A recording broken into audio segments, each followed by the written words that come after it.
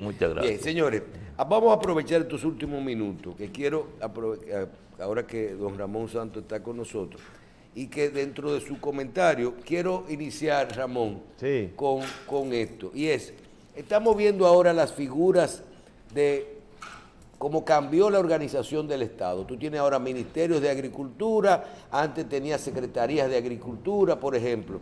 ¿Cómo es ese cambio de funciones en el tiempo? Lo que era la Secretaría de Agricultura hace 20, 30 años, cuáles eran sus funciones, el día a día de ese ministerio, cómo funcionaba y cómo es ahora, cuál es la diferencia. Bien, mira Michelle, como tú me preavisaste que un día de esto íbamos a hacer un programa, yo me preparé para un programa de 1 hora y más, porque hay que oír campanas diferentes, pero hay que expresar también lo que ya se ha vivido, lo que no es nuevo.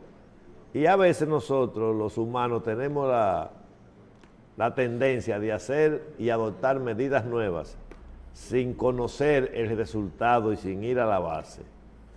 Mira, antes había una estructura que daba respuesta en su tiempo, porque lo que tú podías dar respuesta ayer con 30 hombres, es posible que lo pueda hacer con 2 drones en el mismo día. Pero para que tú tengas una idea del cuidado que se le daba a las estadísticas antes, cuando no se hacían estadísticas por muestreo, para que tú tengas una idea de lo que era eso. A las 9 de la mañana los ministros de Agricultura tenían que tener ya todos los datos en su escritorio de lo que se había sembrado, de lo que se había cosechado el día anterior y de todo lo que había pasado en la agropecuaria de la geografía nacional. Habían 8 direcciones regionales y habían 27 o 26 que eran las provincias que habían direcciones provinciales. Y había en el Ministerio de Agricultura las estructuras necesarias estadísticas para dar respuesta todos los días. Ningún ministro podía salir antes de las 9 sin esas informaciones, y si iba al Palacio a algo había que pasársela hasta por teléfono, porque tú no sabías en qué momento te iban a preguntar. Eso se parece un poco a lo que era, que no sé si lo será ahora, el informe que le dan a los jefes de la policía, que tempranito tiene que saber lo que pasó el día anterior, en la noche anterior, completo, con lujo de detalle, no importa el delito. Entonces, ese seguimiento se acompañaba, esas informaciones, con las cifras de consumo, que eran alto conocidas. Entonces de ahí era que salía la planificación de lo que se sembraba. Y eran reales en ese tiempo. Pero reales Porque era manual, no había... Presencial. Habían una gente que le decían delegado agrícola, que en algunas ocasiones nombraban ahí gente político, pero para lo que ellos hacían, ese trabajo era fácil, porque era un formulario sencillo, pero también el Ministerio de Agricultura tenía los informadores de mercado, que eran los que le daban la forma y lo que levantaban las informaciones de los precios, de lo que se sembró, de lo que se cosechó y todo lo que fuera información agropecuaria. Si había una plaga que surgió el lunes a las 6 de la tarde en una finca, o en 2, o en 10, o en 100, ya esas eran informaciones extras que había que hacerlas ipso facto. Y cuando enviaban a los directores de sanidad vegetal para el interior, porque había un gusano de flota, por ejemplo, le abrían una chequera y lo mandaban para el interior con una chequera privada, no del Banco de Reserva, en una cuenta que manejaba sanidad vegetal para esos casos. Y ese tipo iba a la zona, a la provincia, ¿cuántas bombas necesitan? 40, tenga. ¿Quién la vende? Fulano. ¿Y cuánto insecticida? Tanto. Eso era así. Yo no estoy diciendo que lo hagamos así ahora, porque ya en el campo aparecen gente que saben igual casi o más que uno, sobre todo los técnicos que nunca tuvieron experiencia de trabajar en control de plagas y en ese tipo de cosas. Pero lo que te quiero decir es que hay prácticas que hay que retomar, y te voy a dejar te voy a avanzar hasta donde pueda con esto. Mira, yo te voy a hablar de un caso conocido. Las estadísticas y las informaciones importantes tienen que ser estratégicas. Si tú le dices a la ciudadanía qué es lo que cuesta producir, el costo de producción de un producto, y pone a los propios productores a que se lo digan y hace un plan de publicidad, un plan de información, la ciudadanía y el pueblo te acepta más fácil el alza de los productos. Cuando se da cuenta lo que le cuesta. Cuando se da cuenta lo que no es ganándose lo que están. No, porque aquí casi nadie sabe cuáles son los márgenes de comercialización de los productos, no del intermediario, no. ¿Qué es lo que se le añade a un plátano cuando sale de la línea noroeste o a un guineo, que solamente el estibarlo en el camión vale de 6 a 7 mil pesos? En ese camión bonito que tú ves que parece una obra de arte, ese artista que le pone 70 mil guineos a un camioncito de eso, cobra 7 mil pesos por... ¿1 peso por guineo? Eso es un centavo, me parece. 70 mil. O 1 peso, no recuerdo, no lo tengo calculado. No, pero eso aquí no es eso. Es que tampoco el consumidor no sabe cuánto se cuesta alquilar un camión de Daihatsu por día.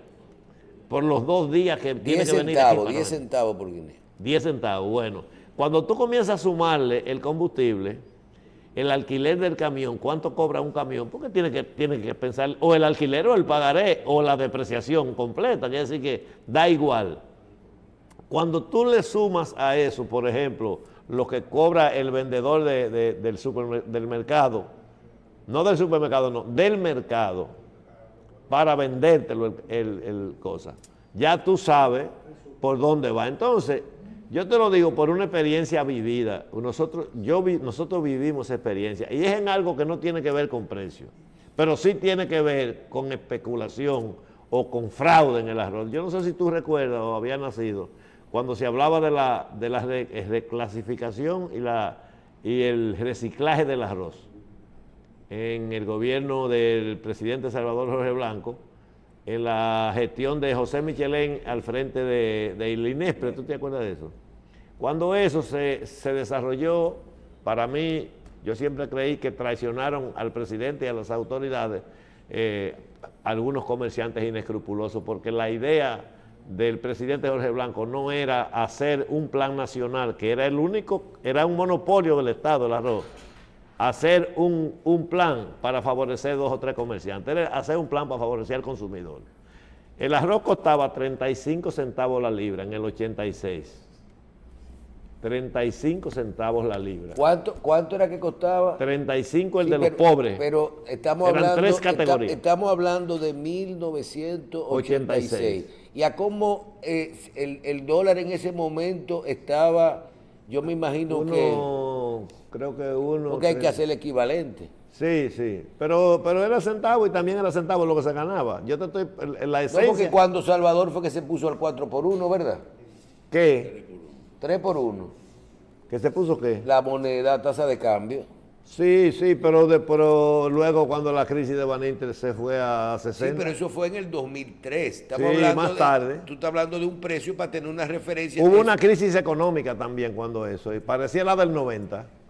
Entonces, cuando un día, en el 86, entra Balaguer a gobernar y no hay forma de manejar el arroz que no sea que por la vía del INESPRE, porque se quedó una deuda, no porque se roban el dinero, sino se quedó una deuda porque le quitaron los diferenciales del aceite al INESPRE y no tenía con qué pagar el arroz.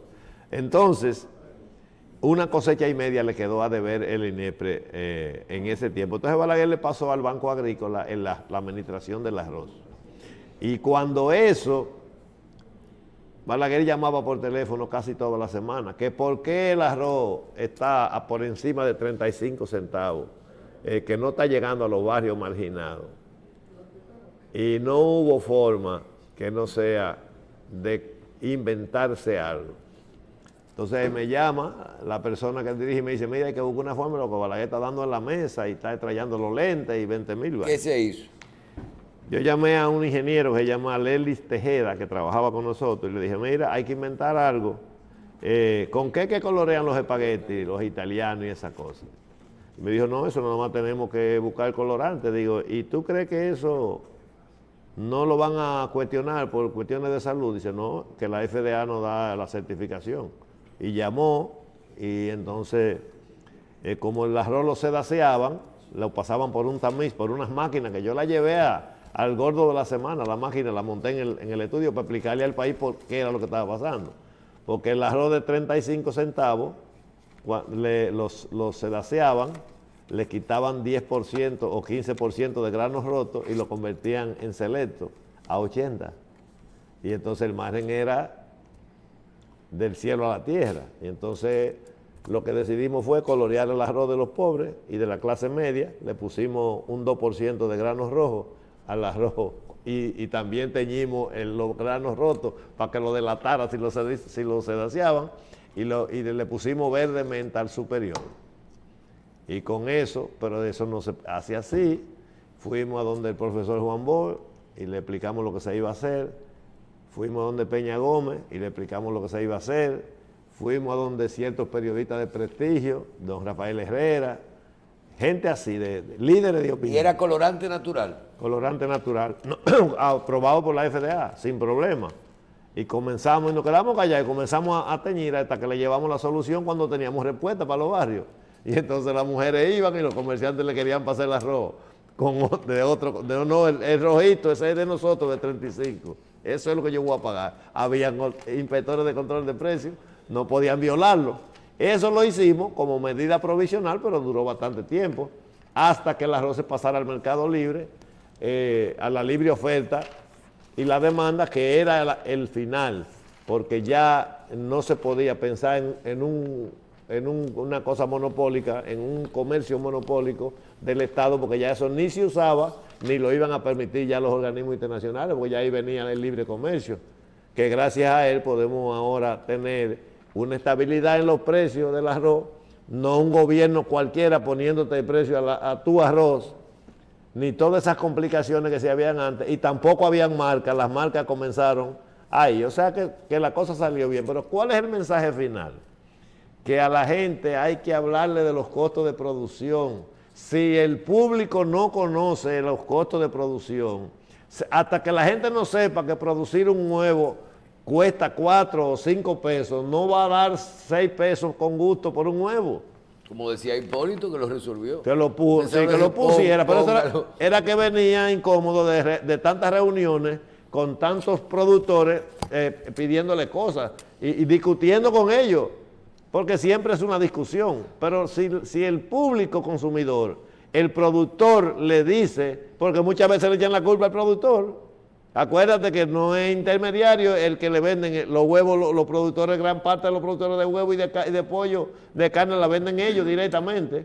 Entonces, si tú sabes que una libra de pollo te cuesta, por ejemplo, 40 pesos, vivo, con pluma y con todas las cosas que se botan, tú lo aceptas más fácil, dar 50 por una libra. Pero de eso tenemos que hablar mucho. Yo creo que esos son de los temas que hay que preparar completo. Un tema es hacer un programa sobre los costos, sobre qué enseñar sobre los costos, para que parte tú puedes saber hay costos, por ejemplo, lo que es transporte, los costos indirectos, ese tema que usted tanto nos ha hablado, los mismos costos que crean los intermediarios por la parte del financiamiento, que hay muchas veces que tú dices, pero que el intermediario es malo, sí, pero te garantiza la estabilidad en el flujo. Te compra siempre y te presta cuando tú te has prestado. Entonces, todo eso hay que ver. Tú sabes que los suplidores más seguros son los que le prestan a los productores. Claro, es así.